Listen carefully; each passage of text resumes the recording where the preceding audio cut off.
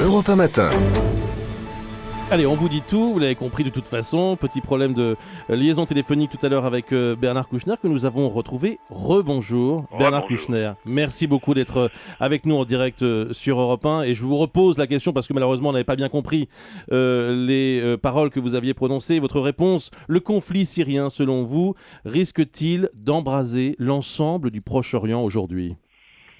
C'est un conflit très dangereux, d'abord pour les Syriens, vous le savez, le nombre de morts, le nombre des réfugiés par centaines de mille, et bien sûr les pays environnants sont les plus exposés, en particulier, je vous le disais, le Liban, pays faible, pays fragile, avec un système multireligieux, et sur son sol, déjà, pour la première fois d'ailleurs, un camp a été établi, un camp de réfugiés, et ça c'est un danger de déstabilisation. On se souvient ce qu'était le résultat de l'installation des camps palestiniens au Liban. Mais là, aujourd'hui, c'est le raid israélien qui pose question, qui a été mené ces derniers jours près de Damas. Et le gouvernement syrien dit « Nous allons attendre et nous répondrons ». Donc on peut craindre aujourd'hui une riposte syrienne contre Israël. Je ne le crois pas. Vous ne croyez pas ? Je crois qu'il ne faut pas croire le gouvernement syrien. Israël avait prévenu qu'il ne laisserait pas un réarmement trop important qui déséquilibrerait la région, réarmement qui était dirigé vers les groupes du Hezbollah, au sud Liban justement, au sud Liban, et je ne pense pas que des lignes rouges, que l'on appelle les lignes rouges, très théoriques d'ailleurs, avaient été franchies. Non, et puis le gouvernement syrien peut vouloir déplacer la guerre vers d'autres pays, mais je crois surtout qu'il est préoccupé par l'avance des groupes que l'on appelle rebelles, de l'armée du Liban libre, la Syrie libre, excusez-moi. Ouais. Mais est-ce qu'Israël a raison d'intervenir en Syrie ?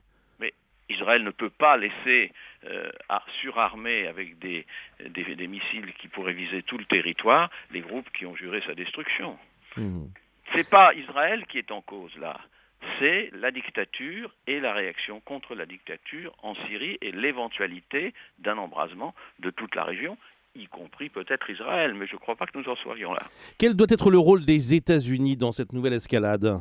Le rôle des États-Unis, c'est d'abord d'être un peu constant dans les déclarations, mais c'est vrai pour nous aussi.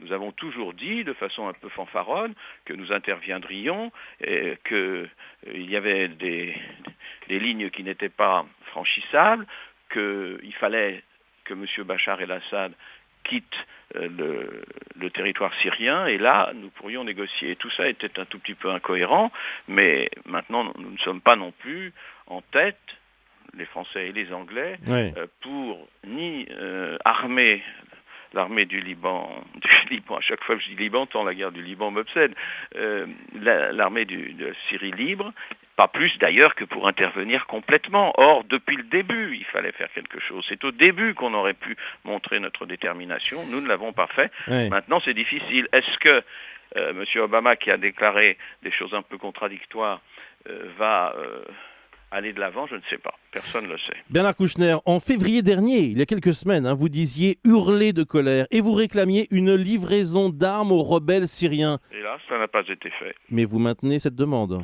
Je pense que de plus en plus, on va s'apercevoir que l'armée de Syrie libre, les rebelles comme vous dites, sont travaillés par les extrémistes. Et c'est ça qu'il fallait éviter en intervenant de façon presque immédiate, en tout cas rapide. Et puis surtout, on nous avait dit que la no-flying zone n'était pas possible, ce qui s'était passé en Libye. C'est-à-dire qu'on interdisait les bombardements des avions syriens sur les populations civiles syriennes.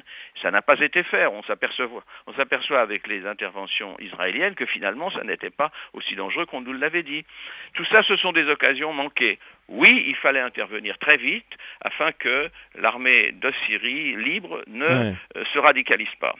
Que pensez-vous des déclarations de la magistrate suisse Carla Del Ponte qui affirme que les insurgés syriens se sont servis de gaz sarin dans ce conflit ? Oui, enfin, Carla Del Ponte, que je connais bien, parle souvent un peu vite.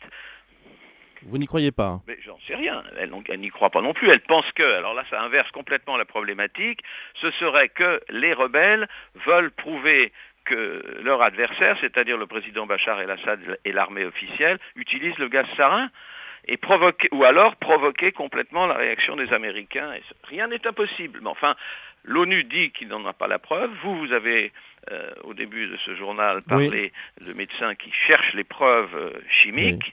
C'est très important. Ils sont certains qu'il y avait du gaz sarin. C'est l'info que Europe 1 révèle ce matin. Maintenant, la provenance reste à déterminer. Non, mais oui, ils pensent qu'ils ont vu des symptômes cliniques. Oui. Alors, il faut continuer. Et évidemment, ce qu'on peut dire aussi, c'est que la Syrie refuse l'envoi sur son territoire d'envoyer de l'OTAN, par exemple, et que ce sont des preuves indirectes que l'ONU a essayé d'assembler. Si les insurgés syriens ont utilisé du gaz sarin, est-ce que ça change la donne pour vous ?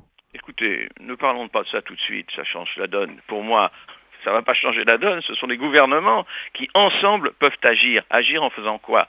En rentrant dans la guerre ou en essayant d'être le plus utile possible aux populations civiles. Ce sont les populations civiles qui sont les plus menacées. La France doit le faire ? Mais la France, l'Angleterre, l'Europe devrait le faire. Je n'entends pas l'Europe.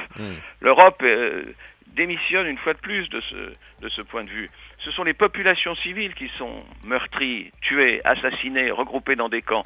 C'est pour éviter qu'elles continuent à subir toutes ces actions qu'il faudrait en effet une décision. Mais vous savez, il y a les Russes en face aussi.